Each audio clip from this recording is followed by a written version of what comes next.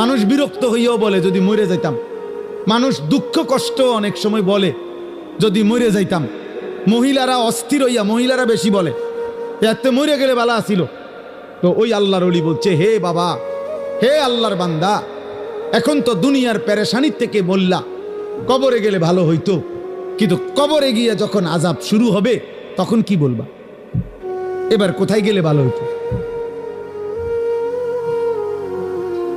এখন তো দুনিয়ার থেকে বললা এটা, তখন কি বলবা?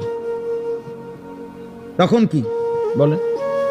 আহা, কোরআনুল কারীমের মধ্যে আছে, নাফরমান বারবার দুনিয়ায় ফেরত আসতে চাইবে, আল্লাহ বলবে কাল্লা, না না, কখনোই না রে বান্দা, কখনোই না।